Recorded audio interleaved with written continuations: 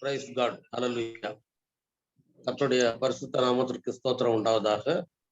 நாம் கண்களை மூடி ஜெபித்து இந்த நாளின் ஊழியத்தை ஆரம்ப செய்ய ஆண்டவர் கிருபை செய்வாரா. ஜெபம் செய்வோம். அன்பின் பரலோக பிதாவே, ஆண்டவரே, இந்த ஞாயிற்றுக்கிழமையின் மாலை வேளைக்காக நாங்கள் உமக்கு நன்றி செலுத்துகிறோம். இந்த நாளிலும் உடைய திரு சமூகத்தை நோக்கி பார்த்து வேண்டுதல் செய்கிறோம். அப்பா, உடைய பிரசன்னம் எங்களுடைய மத்தியில இறங்கி வருவதா இந்த தியான வேளையை நீர் ஆசீர்வதித்து தருவீராக. இதில் கலந்து கொள்கிற ஒவ்வொரு பிள்ளைகளையும் அபிஷேகித்து தீர் வழி நடத்தும். இதை நடத்துகிற அன்பு தம்பிகளை தீர் பொருட்படுத்திக் கொண்டு அபிஷேகித்து வழி நடத்தும். இதில் கலந்து கொள்கிற கேட்கிற ஒவ்வொருவருக்கும் இதை ஆசீர்வாதமாக நீரே மாற்றி தாரும்.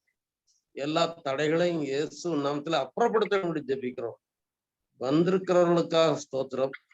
இன்னும் வர இருக்கிறவர்களை சீக்கிரமா அழைத்து வரும். எல்லாரும் சேர்ந்து இந்த ஊழியத்துல பங்கு பெற்று உம்முடைய நாமத்தை மையப்படுத்த நீர் கிருபை தார். இயேசுவே, தொடர்ந்து உடைய பிரசன்னம் கூட இருந்து ஆரம்பம் முதல் முடிவு விரைந்தை வரையும் நீரே ஆசீர்வதித்து வழிநடத்த வேண்டும் என்று துதிகன மகிமைக்கு செலுத்தி இயேசு கிறிஸ்துவின் நாமத்தில் கேட்கிறோம் நல்ல பிதாவே, ஆமென்.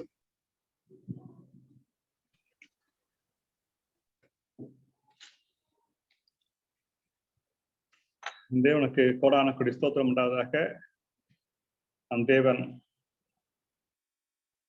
சதா காலங்களிலும் உள்ள தேவன், நேற்றும் இன்றும் என்றும் மாறாத தேவன், மகா இரக்கமும் கிருபையும் உள்ள தேவன், நம் பட்சமாய் நமக்காக இறங்கி பேசுகிற தேவனாய் இருக்கிறார். அவர் சேனைகளின் கர்த்தர் தான், கொடூரமானவர் அல்ல.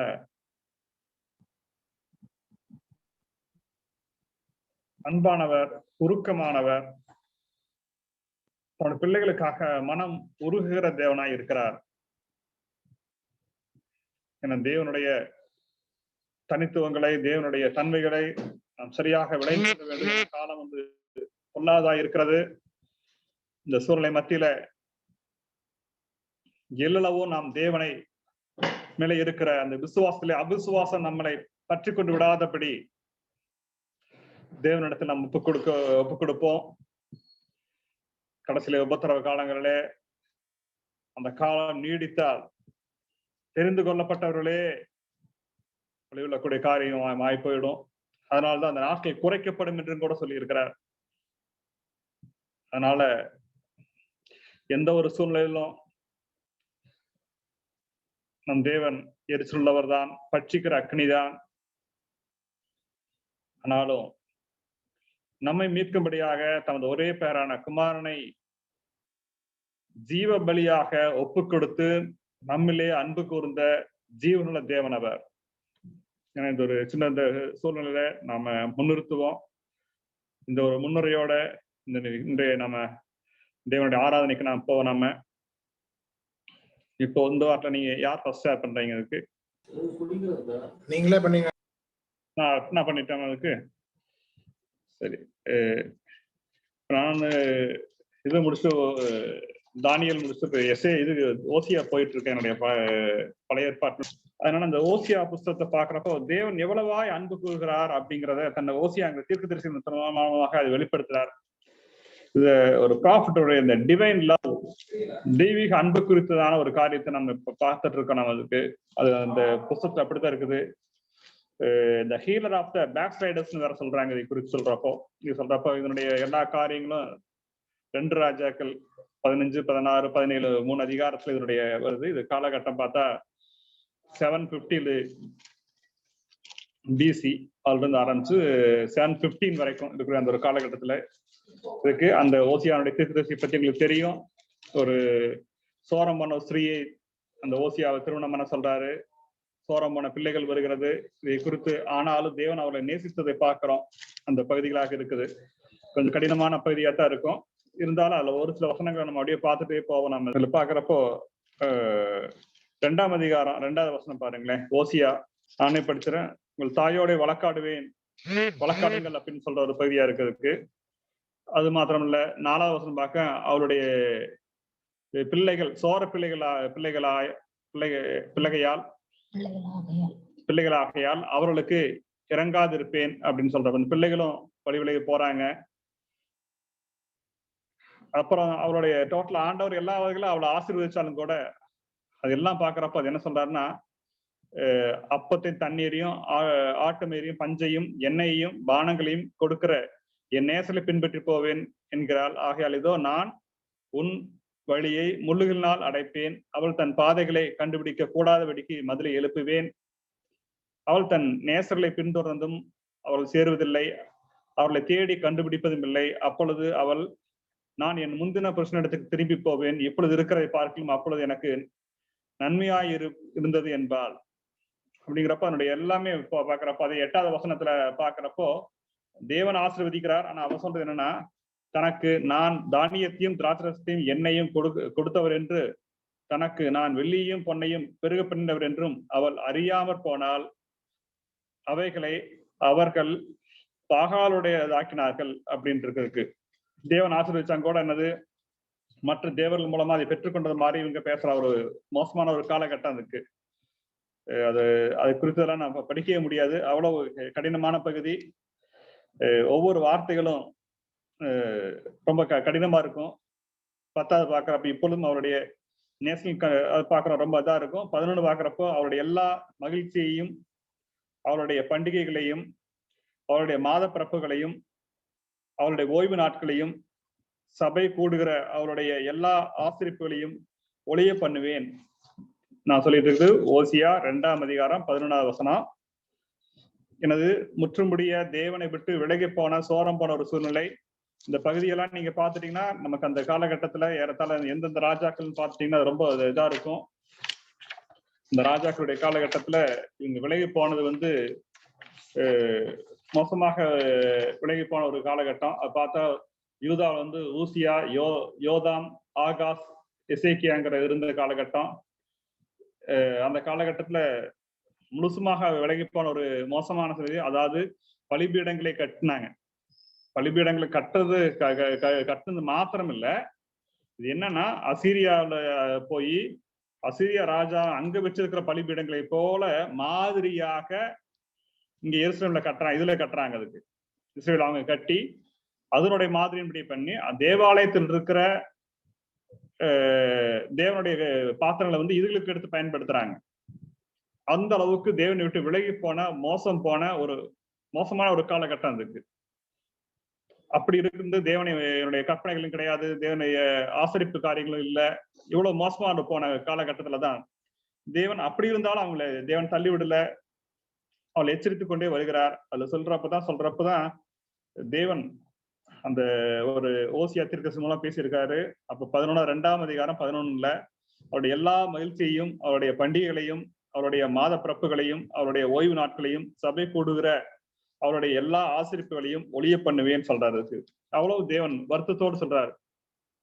அது மாத்திரமில்ல, அவள் பாகாலுக்கு தூபம் காட்டி தன் நெற்றி பட்டுகளினாலும் தன் ஆபரணங்களினாலும் தன்னை சிங்காரித்துக் கொண்டு தன் நேசரை பின்தொடர்ந்து என்னை மறந்து போன நாட்கள் நிமித்தம் அவளை விசாரிப்பேன் என்று கர்த்தர் சொல்லுகிறார்.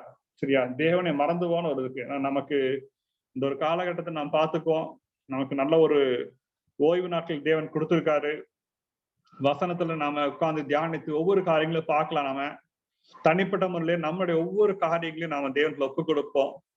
எந்த அளவுக்கு நாம் மற்ற காரியங்களுக்கு முக்கியத்துவம் கொடுத்து தேவனுடைய வார்த்தைகளை நம்ம அந்நிய காரியமாக எண்ணினோமா, அது நமக்கு பிரயோஜனப்படாதது, இந்த உலகத்தில் ஜீவனுள்ள வார்த்தை அப்படிங்கிறத நம்ம மறந்து போனோமா, அந்த வார்த்தையில் ஜீவன் இருக்கிறது என்று நாம் நினைக்கவில்லையா? அந்த காரியங்கள் எல்லாத்தையும் நாம் தேவனிடத்துல ஒப்புக் கொடுப்போம். தேவன் நிச்சயமாக மனம் இறங்குகிற தேவனா இருக்கிறார். அதனாலதான் அது கீழே வர்றப்போ இவ்வளவு மோசமாய் போயிருந்தாலும் கூட அடுத்து 14 இருந்து ஆரம்பிச்சு 23 வரைக்கும் மீண்டுமா ஒரு ஆசீர்வாதத்தை கொடுப்பேன்னு சொல்ற. ஆயினும் இதோ நான் அவளுக்கு நயங்காட்டி அவளை வனாந்திரத்தில் அழைத்து கொண்டு போய் அவளோட பச்சமாய் பேசி அவரிடத்திலிருந்து அவளுக்கு அவளுடைய திராட்சை தோட்டங்களையும் நம்பிக்கையின் வாசலாக ஆகாரின் பள்ளத்தாக்கையும் கொடுப்பேன். அப்பொழுது அவள் அங்கே தன் இளவயது நாட்களிலும் தான் எகிப்து தேசத்திலிருந்து வந்த நாளிலும் பாடினது போல் பாடுவாள். சரியா? எல்லாம் வழி தவறி போனதுக்கு அப்புறம் கூட தேவன் கைவிட்டு விடுகிற தேவன் அல்ல. மீண்டுமாக நாம் மனம் திரும்புறப்போ நிச்சயமாக நம்மளை திருப்பி கொண்டு வருகிற தேவனாக இருக்கிறார். கொண்டு வந்து என்ன செய்யறாரு? இதுக்கு எல்லாத்தையும் நாம் தருவோம் சொல்றாரு. அக்காலத்தில் நீ என்னை பாகாலி என்று சொல்லாமல், பாகாலிங்கிறதுக்கு மாஸ்டர் அல்லது எஜமான் அப்படின்னு சொன்னதுக்கு அப்படின்னு சொல்லாமல் ஈசி என்று சொல்லுவாய் என்று கர்த்தர் உரைக்கிறார். நீ பார்த்தேன்னா ஈசின்னு சொன்ன என்ன ஹஸ்பண்ட் சொல்றப்போ அப்போ அந்த உறவே மாறுது. இப்ப தேவனை பார்த்து நமக்கு அந்த ஒரு உறவுல உன்னதமான ஒரு உறவுக்காக தேவன் நம்ம அழைத்திருக்கிறார். தேவனை விட்டு நாம் விலகி, தேவனுடைய வசனங்களை விட்டு விலகி, தேவனுடைய கிரியைகளை நாம் நடப்பிக்காதபடி போன காரியங்கள் எல்லாத்தையும் விட்டு நாம் மனம் திரும்பி மீண்டுமாக இப்பொழுது அவர் சொல்றப்போ என்ன சொல்றேன்னா, மாஸ்டர் என்று சொல்லாம, என்னது பாகாலி என்று சொல்லாமல், எஜமானி என்று சொல்லாமல், கணவனே என்று சொல்லத்தக்கதான ஒரு புதிய உறவை தேவன் நமக்கு ஏற்படுத்துகிறார். ஒரு மணவாளன்கிறது மணவாட்டி, அந்த மாதிரி மணவாளன்கிற ஒரு உறவை புதுசா நமக்கு உருவாக்குறாரு. சொல்லிட்டு தான் சொல்றதுக்கு அது கீழ் நிறைய வசனம் நல்லா வந்துட்டு இருக்குது. 19வது வசனம் இருக்குது. நித்திய விவாகத்துக்கென்று உன்னை எனக்கு நியமித்துக் கொள்ளுவேன், நீதியும் நியாயமும் கிருபையும் உருக்க இரக்கமுமாய் உன்னை எனக்கு நியமித்துக் கொள்ளுவேன். ஏன்னா நம்ம தேவன் என்னன்னா, இந்த உலகத்தோடைய காரியங்களுக்காக இல்ல, உலகத்திலிருந்து வேறு பிரித்து நம்மை ஜீவிப்பதற்காக தேவன் அழைத்திருக்கிறார். உலகத்தினுடைய காரியங்களிலேயே நான் அவிழ்ந்து போவதற்காக இல்ல, நம்முடைய ஜீவன் நித்தியத்திலே பரலோகத்துல அவரோட கூட இருக்கிறது. ஏன்னா அதற்கு முன்பாக நிச்சயமாக நம்மளுக்கு தேவனோடு இருக்கிற அந்த சித்தம், அந்த நிச்சயமாக அந்த வாக்கு பண்ண தேவன் நிச்சயம் தந்துள்ளுவார். அதுல எந்த குழப்பமும் கிடையாது. நாம் இடைப்பட்ட காலத்துல தேவனுக்கு அவருடைய குமாரன் சாயலுக்கு ஒப்பாய் மறுரூபமாவதற்காக நம்ம அழைக்கப்பட்டிருக்கிறோம். அந்த இடங்களிலே நம்ம எதற்காக நியமித்துக்க, நித்திய விவாதத்துக்கென்று உன்னை நியமித்துக் கொள்வேன், நீதியும் நியாயமும் கிருபையும் உருக்க இரக்கமுமாய் உன்னை எனக்கு நியமித்துக் கொள்வேன், உண்மையாய் உன்னை எனக்கு நியமித்துக் கொள்வேன், நீ கர்த்தரை அறிந்து கொள்ளுவாய். சரியா? ரொம்ப ஒரு அழகான இது காரியம். அது மாத்திரமல்ல, அதுக்கப்புறம் சொல்றப்போ நான் அவளை எனக்கென்று பூமியிலே விதைத்து, 23வது வசனம், இரக்கம் பெறாதவளுக்கு இறங்குவேன், என் ஜனங்கள் அல்லாதவர்களை நோக்கி நீ என் ஜனம் என்றும் சொல்லுவேன், அவர்கள் என் தேவனே என்பார்கள் என்றார். சரியா? நிச்சயமாக எந்த ஒரு காரியமா இருந்தாலும் மாறி போகும். நம் தேவனுக்குள்ள ஒப்பு கொடுப்போம். தேவன் மனம் இறங்குகிற தேவன். இவ்வளவு சோரம் போன ஸ்திரீ, எல்லா வகையிலும் திரும்பி திரும்பி போன ஸ்திரீ, எல்லாம் பாவியாக இருந்து எல்லா சோரம் போனாலும் கூட தேவன் அழித்து ஒழிக்குகிற தேவன் அல்ல. நிச்சயமாக நம்மோடு நித்திய விவாகத்துக்கென்று நம்மை அழைத்திருக்கிற தேவன். சரியா?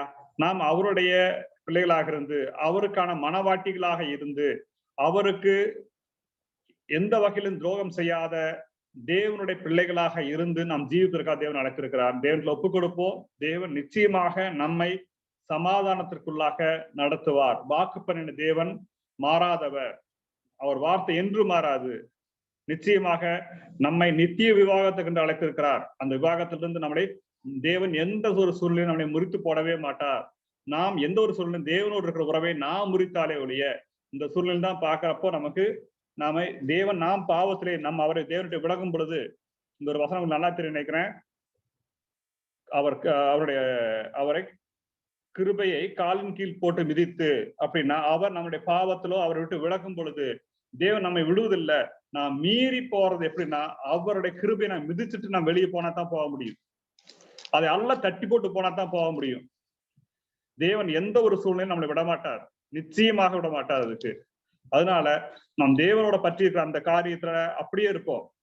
சரியா? நிச்சயமாக தேவன் அழைத்த தேவன் உண்மை அல்லவர்.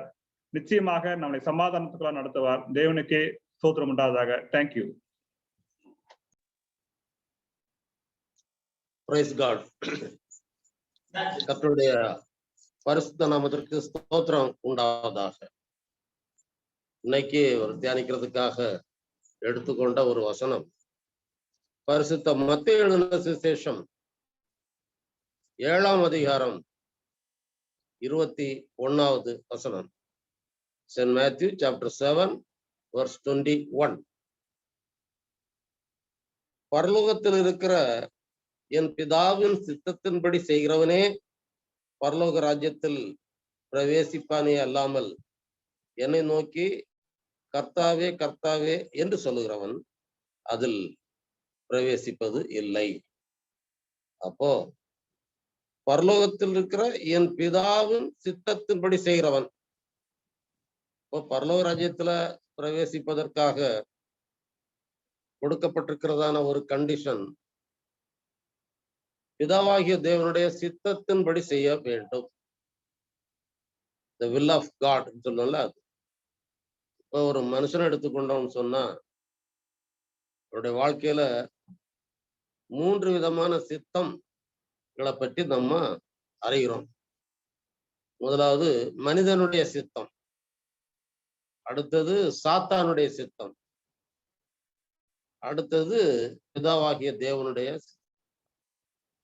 ஒரு மனுஷனுக்கு சொல்லி சில ஞான வரங்களை தேவன் கொடுத்திருக்கிறார். அவனே சுயமாக சிந்தித்து சில காரியங்களை செய்கிறான்.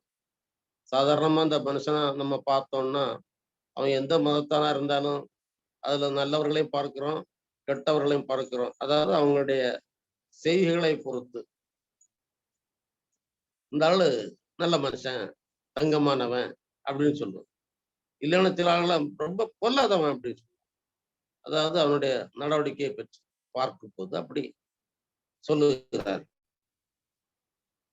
அப்போ கர்த்தருடைய இயேசு கிறிஸ்துவனுடைய இந்த வசனங்கள் மூலமாக நாம பார்க்கும்போது ஒரு மனுஷன் யாருடைய சித்தத்தின்படி செய்கிறான்ங்கிறத பார்க்கணும். இப்ப நம்ம அவனுக்குன்னு ஒரு சித்தம் கொடுத்திருக்கிறது. அதனால அவனுக்கு முன்னால் இருக்கிறதான 2 சித்தங்கள், ஒண்ணு சாத்தானுடைய சித்தம், இன்னொன்னு தேவனுடைய சித்தம். அவன் சாத்தானுடைய சித்தத்திற்கு செவி கொடுத்தா சாத்தான் சொல்லுகிறபடியான காரியங்களை செய்து அவன் விழுந்து விடுகிறான், பரலோக ராஜ்யத்துக்கு போக முடிகிறது இல்லை. அதே சமயத்துல தேவனுடைய சித்தத்தின்படி செய்கிறவனே இருந்தால் அவன் தான் பரலோக ராஜ்யத்திற்கு போவான் என்று இந்த வசனம் சொல்லுகிறது. அப்ப நம்ம அதுல பார்க்கும் போது லூக்கா எழுதின சுவிசேஷம் 8ஆம் அதிகாரத்துல 27 இருந்து படிக்கும் போது அவர் அந்த இருந்து கத்ரேன நாட்டுக்கு வந்த போது பிசாசு பிடிச்ச ஒரு மனுஷனை சந்திக்கிறாரு. பிசாசு ஏன் பிடிச்சிருக்கு அவன்னு சொன்னா, அவன் பிசாசனுடைய அந்த சித்தத்திற்கு தன்னை ஒப்பு கொடுத்தவனாக இருக்க வேண்டும். அதனாலதான் அவன் வஸ்திரம் தெரியாதவனும் வீட்டிலே தங்காதவனும் பிரேத கல்லறைகளிலே தங்கினவனுமா இருக்கிறான். அப்படின்னா அவனுடைய நடவடிக்கைகள் மனுஷனுடைய சாதாரண நடைமுறைக்கு விரோதமானது. தப்பான காரியங்களை அவன் செய்கிறான். அதனாலதான் அவனை சங்கிலிகளால கட்டி இருக்கிறாங்க. 29ஆம் வசனத்தில் விலங்குகளால கட்டுண்டு காவல் பண்ணப்பட்டிருக்கிறான். அதையும் முறித்து போட்டு, ஏன்னா பிசாசுக்கு சில வல்லம் இருக்கிறதுனால வனாந்திரங்களுக்கு துரத்தப்பட்டிருக்கான். அதனால அவனுக்குள்ள அநேகம் பிசாசுகள் புகுந்து கொள்வதற்கு, லேகியோன் என்று சொல்லுகிறதான பிசாசுகள் புகுந்து கொள்வதற்கு அவன் அந்த பிசாசுடைய சித்தத்துக்கு இடம் கொடுத்திருக்கான். அதனால அப்புறமா ஆண்டவர் சந்திக்கிறார். அப்போ அவனிடத்திலிருந்து அந்த அசுத்தாவியை நீங்கும்படி இயேசு கட்டளையிட்டார். அப்புறம் பன்றிகளுக்குள்ளே போன சமாச்சாரம் எல்லாம் நமக்கு தெரியும். எதை சொல்ல வரேன்னா, அப்போ பிசாசுடைய சித்தத்துக்கு ஒப்பு கொடுத்தா நம்ம பரலோக ராஜ்யத்துக்கு போக முடியாது. அதுல இருந்து விடுதலை பெறணும். விடுதலை பெற்று எங்க வரணும்? தேவனுடைய சித்தத்திற்கு வரணும்.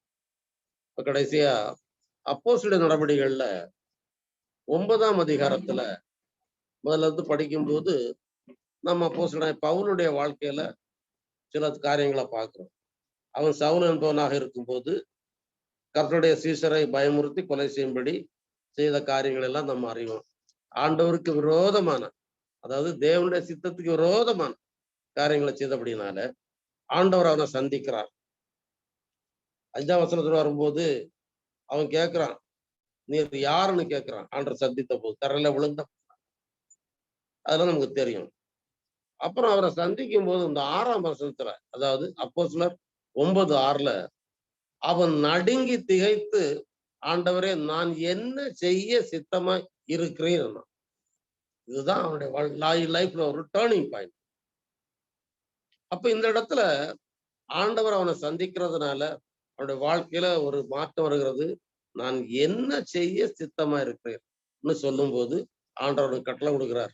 நீ எழுந்து இந்த பட்டணத்துக்கு போ, அங்க செய்ய வேண்டியது எல்லாம் உனக்கு சொல்லப்படும் சொல்லி அவன் என்னென்ன செய்யணுமோ அந்த சித்தத்தை வெளிப்படுத்துகிறார். அதை தொடர்ந்து அந்த சவுல் இருக்கிற பவுல் ஆண்டோடைய சித்தத்தின்படி செய்யறதுனால ஒரு பெரிய ஊழியக்காரனாக பல பேருக்கு சுவிசேஷத்தை சொல்லக்கூடிய பல நிறுவனங்களை எழுதும்படியான கிருபைகளை ஆண்டவர் கொடுத்தார். அதனாலதான் இன்னைக்கும் விசேஷமாக அவர் மூலமாக நாம் ஆண்டவரை பற்றி அறிவதற்கு ஆண்டவர் வழி கொடுத்தார். அப்போ ஒரு மனிதனுடைய வாழ்க்கையில யாருடைய சித்தத்திற்கு நம்ம இடம் கொடுக்கணுங்கிறது மிக முக்கியமான ஒரு பாயிண்டாக இருக்கிறது. அப்போ பரலோகத்தில் இருக்கிற பிதாவின் சித்தத்தின்படி செய்யணும். நம்ம ஜெபம் பண்ற எல்லாம் ஓகே. சும்மா சிலர் எல்லாம் வெளியரங்கமாக கர்த்தாவே கர்த்தாவே சொல்லி ஒரு விசுவாசம் இல்லாம மற்றவர்கள் பார்க்கணும்னு சொல்லியோ தன்னைத்தான் வெளிப்படுத்த வேணும்னு சொல்லியோ இப்படிப்பட்ட மாய்மாலமான ஜெபம் செய்கிறவர்கள் கர்த்தருடைய ராஜ்யத்தில் பிரவேசிப்பதில்லை. அது நமக்கு தெரியும். நம்ம ஆண்டவருக்கு உண்மை உள்ளவர்களா இருக்கிறோம். இல்ல ஊழியக்காரர்களை தேடி போய் ஜெபம் பண்ணா போறோம், அதெல்லாம் நடக்காது. சோ நாம முற்றிலுமா நம்ம உணர்ந்து நமக்கு கொடுத்திருக்கிற ஆண்டவர் ஞானத்தின்படியாக அவருடைய சித்தத்தின்படி செய்யணும்னு சொன்னா அதுதான் பரலோக ராஜ்யத்திற்கு போறதுல முக்கியமான ஒரு கண்டிஷன் என்பதை இந்த ஒரு சுருக்கமான ஒரு இந்த வசனத்தின் தியானம்ல நம்ம அறிஞ்சு கொடுக்கணும். சோ ஆகவே உபாகமம் 28 நம்ம படிக்கும் போது 1-2 வசிக்கும் போது அதை சொல்லி முடிப்பேன். இன்று நான் உனக்கு உதிக்கிற உன் தேவனாகிய கர்த்தருடைய கட்டளையின்படிக்கு செய்ய நீ கவனமா இருக்கும்படிக்கு அவர் சத்தத்திற்கு உண்மையாய் செவி கொடுப்பாயானால் உன் தேவனாய கர்த்தர் பூமியில் உள்ள சகல ஜாதிகளிலும் உன்னை மேன்மையாக வைப்பார். நீ உன் தேவனாய கர்த்தர் சத்தத்துக்கு செவி கொடுக்கும் போது சொல்லப்படுகிற எல்லா ஆசீர்வாதங்களும் உள்ளத்துல வந்து பலிக்கும். அப்போ ஆண்டோடைய சித்தத்துப்படி செய்யும் போது பரலோக ராஜ்யத்துக்கும் போக முடியுது. அவருடைய தேவைகளையும் சந்தித்து அவர் ஆசீர்வதிப்பார். இதை விட ஒரு மேலான ஒரு காரியம் ஒரு மனுஷனுக்கு வேற ஒண்ணுமே கிடையாது. அதனால எதை செய்தாலும் எந்த காரியங்களை செய்தாலும் முக்கியமான ஒன்றை நம்ம ஞாபகத்துல வச்சுக்கொள்ளணும். அது பரலோகத்தில் இருக்கிற பிதாவின் சித்தத்தின்படி செய்கிற ஒவ்வொருவனும் ராஜ்யத்துல பிரவேசிப்பான் என்பதை நாம் கருத்தில் கொள்ளும். ஆண்டவர் நம்மை ஆசீர்வதிப்பாராக. ஆமென். தேங்க்யூ. அந்த பகுதி நமக்கு ரொம்ப முக்கியமானது. தேவனுடைய சித்தத்தை நாம் செய்கிறோமா இல்லையா அப்படிங்கிறத பார்க்கணும். தேவ சித்தத்தை செய்கிறதா இருந்துச்சுன்னா அதே போல நம்ம 2 காரியம் பார்த்தோம். தேவனுடைய சத்தம் நம்ம கேட்கிறதா அப்படிங்கிறது இருக்குது.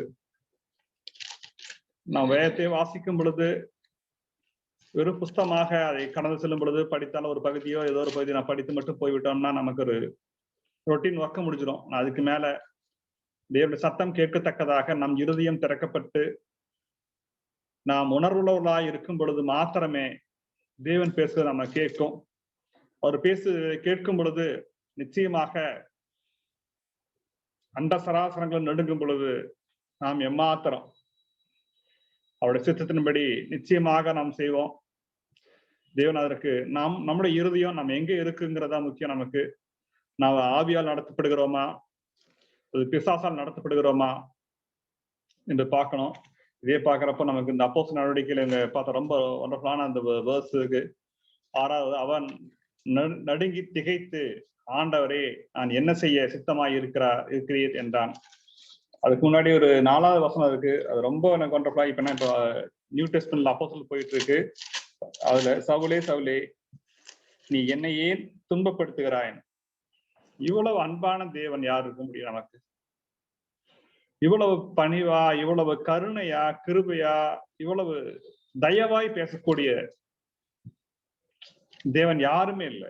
ஏன்னா ஸ்தேவான் இப்பதான் கொலை செய்யறதுக்கு கூட இருந்திருக்கிறா. அப்படி ஆண்டவரை ஏற்றுக்கொண்டவர் எல்லாத்தையும் உபத்திரவப்படுத்துவதற்காகவே அவன் போய்கொண்டிருக்கிறான்.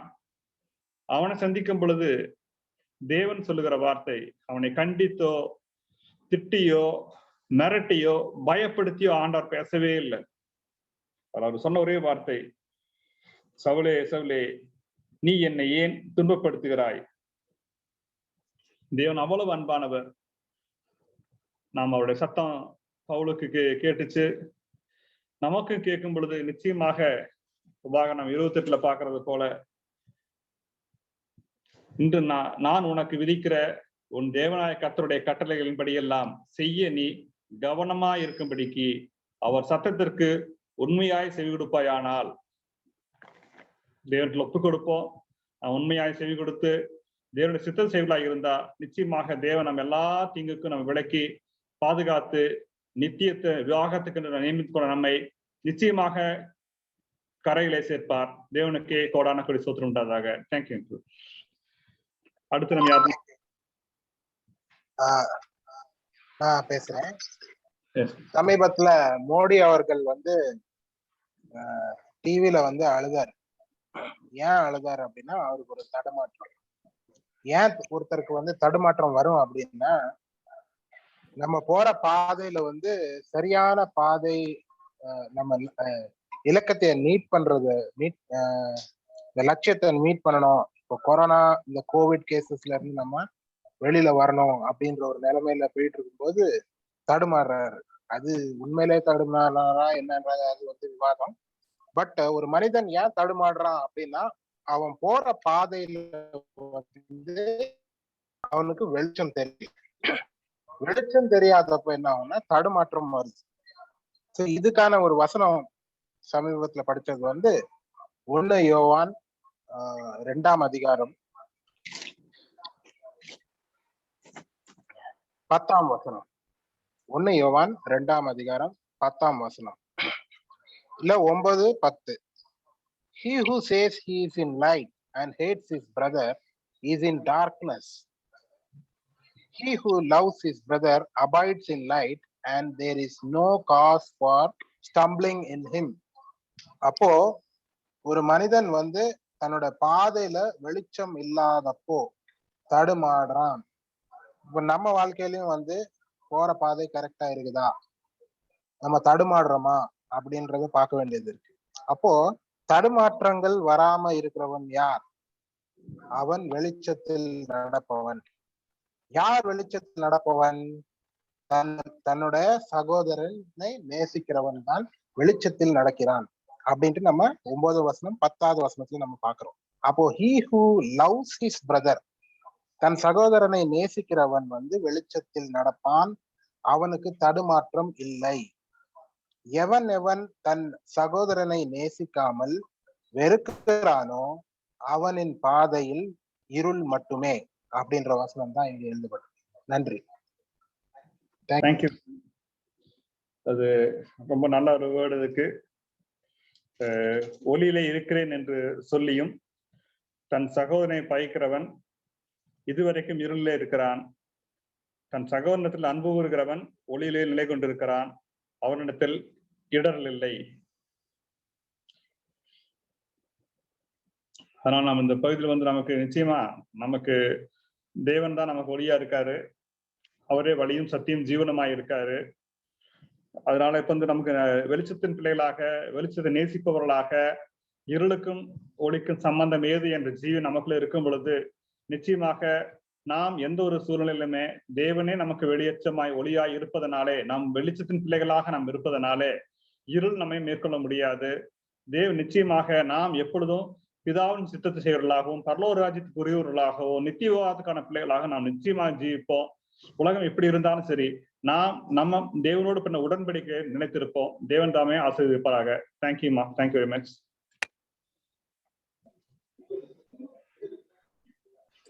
Price the Lord. கர்த்தருக்கு ஸ்தோத்திரம். இந்த இடத்துல நான் எடுத்துக்கொண்ட வேதாகம பகுதி 2 பேதுரு 1வது அதிகாரம் 19வது வசனம். அதிக உறுதியான தீர்க்க தரிசன வசனமும் நமக்கு உண்டு. பொழுது விடிந்து விடிவெள்ளி உங்கள் இருதயங்களில் உதிக்கும் அளவும் இருளுள்ள ஸ்தலத்தில் பிரகாசிக்கிற விளக்கை போன்ற அவ்வசனத்தை கவனித்திருப்பது நலமாயிருக்கும்.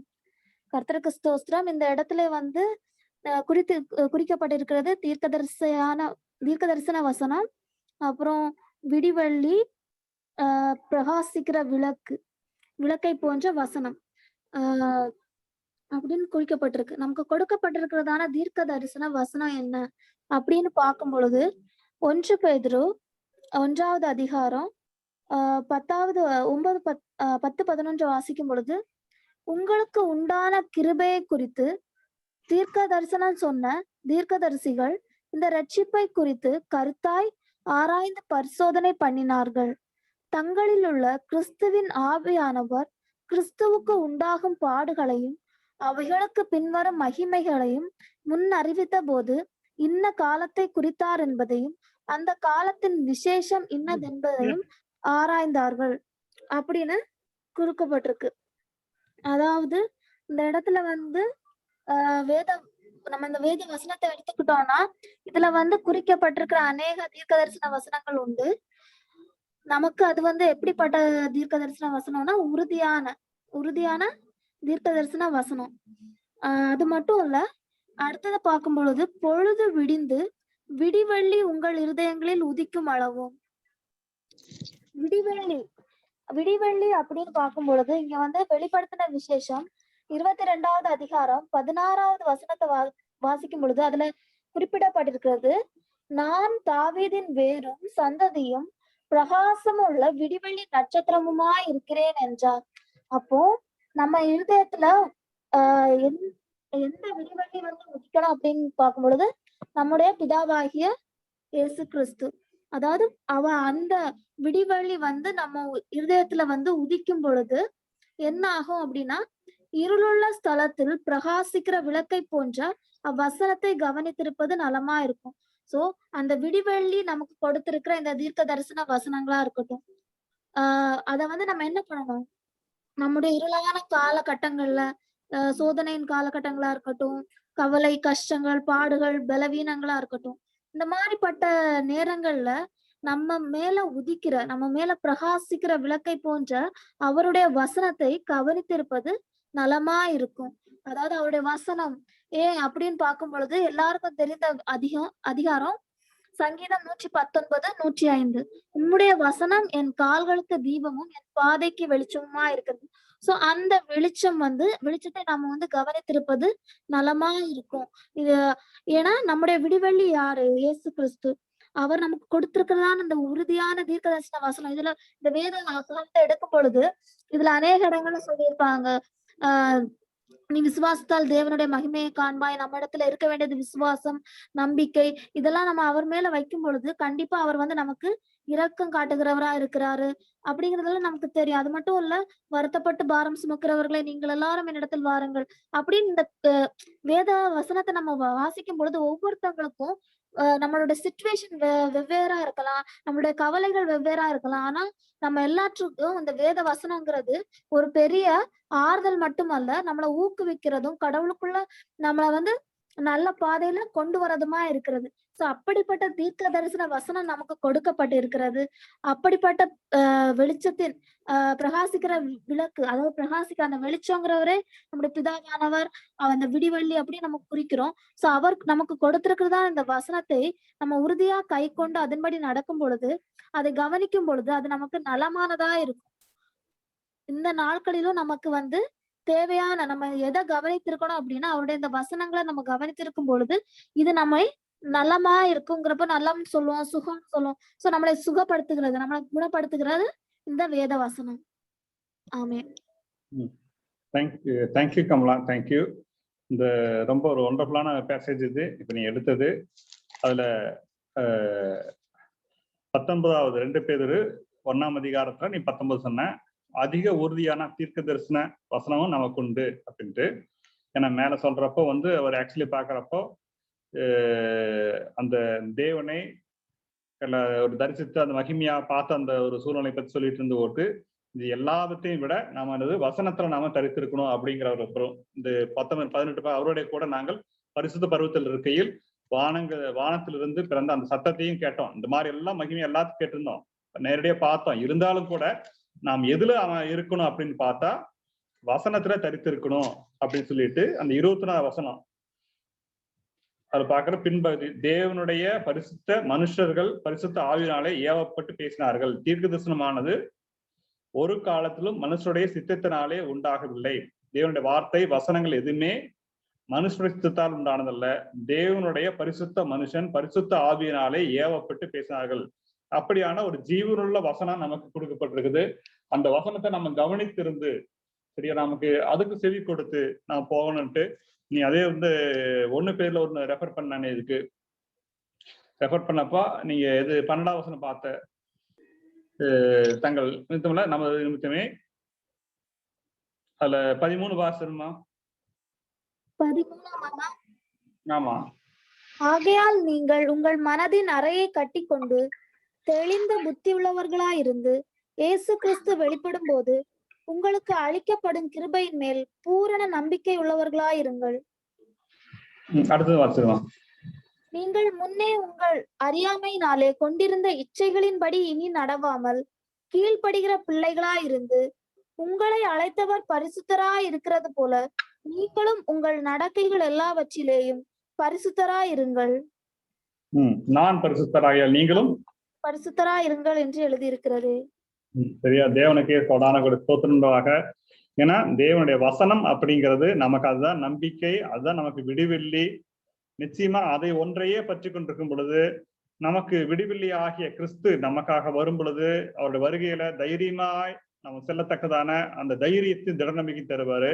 அதுக்கு முந்தின காலகட்டத்துல நாம் இருக்க வேண்டியது என்னன்னா, நீங்கள் உங்களிடத்தில் மனதில் அறையை கட்டி கொண்டு தெளிந்த புத்தியுள்ளா இருந்து இயேசு கிறிஸ்து வெளிப்படும் போது உங்களுக்கு அளிக்கப்படும் கிருபையின் மேல் பூரண நம்பிக்கையுள்ளாய் இருங்கள்.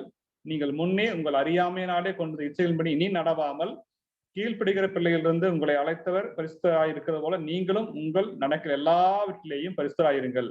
நான் பரிசுத்தர் ஆகியால் நீங்களும் பரிசுத்தராயிருங்கள் என்று எழுதியிருக்கிறது. தேங்க்யூ கமலா. தேவனுக்கே நம்ம கொடான கொடி ஸ்தோத்திரம் உண்டாதாக. தேங்க்யூமா. தேவனுக்கே கோடான கொடி ஸ்தோத்திரம் உண்டாதாக. தேவன் நம்மோடு இடைப்பட்டார் என்று நாம் நன்கு அறிந்திருக்கிறோம். தொடர்ந்து நம்மோடு இடைப்பட்டிருக்கிற தேவனுக்கு நாம் கோடான கொடி நன்றிகளை செலுத்துவோம். இது பார்க்கும் பொழுது நான் ஓசியா 2ஆம் அதிகாரத்திலிருந்து பார்க்கிறப்போ அவ்வளவு வழி விலகி போய் பாவத்திலே இருந்து ஒரு விபச்சார சந்ததியாராக இருந்தாலும் கூட தேவன் நம்மை தள்ளி விடுகிற தேவன் அல்ல. கடைசி பரியந்தம் என் மகன் எப்பொழுதாக என்னை திரும்பி வரமாட்டானா என்று காத்து கொண்டிருக்கிற தேவனாய் இருக்கிறார். அவ்வளவு உன்னதமான தேவனுக்கு நாம் கோடான நன்றி செலுத்துவோம். அவர் நம்மை நித்திய விவாகத்துக்கென்று நம்மை தெரிந்து கொண்டிருக்கிறார். எவ்வளவு பெரிய ஸ்லாக்கியம் நாம் அதுக்கு. நித்திய விவாகத்துக்கென்று மனவாட்டிகளாக நம்மை தெரிந்து கொண்டிருக்கிறார். இம்மையில் இருக்க பாடுகள் நமக்கு ஒன்றும் பிரச்சனை இல்லை. ஆனா மறுமையிலே நித்தியத்திலே நமக்கு கிடைக்க போற ஆசீர்வாதம் மிகப்பெரியதாய் இருக்கிறது. அதுக்கு தேவனுக்கு நன்றி சொல்லுவோம். அதே போல நாம் பரலோகத்தில் பிரவேசிக்க நமக்கு நம்முடைய சித்தத்தை செய்வர்களாக தேவனுடைய வசனத்தை நம்ம இப்ப கமலா சொல்றப்போ தேவனுடைய வசனத்தை நமக்கு ஒவ்வொன்றா வந்து கொண்டே இருக்கிறது. அந்த வசனத்தை எல்லாம் கேட்கும் பொழுது அந்த வார்த்தை வந்து மனுஷால் உண்டான வார்த்தை அல்ல, அது தேவனுடைய வார்த்தை. அது விடுவில்லையாக நம்ம இருதயத்திலே பிரகாசிக்க வேண்டிய வார்த்தையா இருக்குது. அந்த வார்த்தையை பற்றி கொண்டு நாம் வெளிச்சத்தின் பிள்ளைகளாக இருளினுடைய ஆக்கிரமிப்பு இருளினுடைய அதிகாரத்தினின்று விடுதலையாக்கப்பட்டவர்களாக நம்முடைய காரியங்கள் எல்லாமே முழுவதுமாக ஆவியால் நடத்தப்படுவர்களாக முற்றுமுடிய தேவனை சார்ந்தவர்களாக நாம் வெளிச்சத்தின் பிள்ளைகளாக நாம் இருப்பதற்காக அழைக்கப்பட்டிருக்கோம். தேவனுக்கு கோடான கொடி ஸ்தோத்திரம் உண்டாவதாக. நாம் எப்பொழுதும் பிதாவின் சித்த செய்வர்களாகவே நாம் இருக்க வேண்டும். அதற்கு வேண்டிய எல்லா விதமான கிருபை தேவன் நிச்சயமாக நாம் தருவார். நாம் எல்லா வேண்டுவதற்கும் நினைப்பதற்கும் எண்ணுவதற்கு அதிகமாக நம்மளை கிருபை செய்ய தேவனுக்கு கோடான கொடி ஸ்தோத்திரம் உண்டாவதாக. இப்ப யாரு சாம், நீங்க ப்ரே பண்ணிடுறாமா? அதே போல சிக்கா இருக்கிற எல்லாத்துக்காகவும் ஜஸ்ட் ஜென்ரலா பண்ணிடுங்க அதுக்கு. ஏன்னா வந்து டோர் டு டோர் ஆயிருச்சு, நிறைய கஷ்டப்படுறாங்க.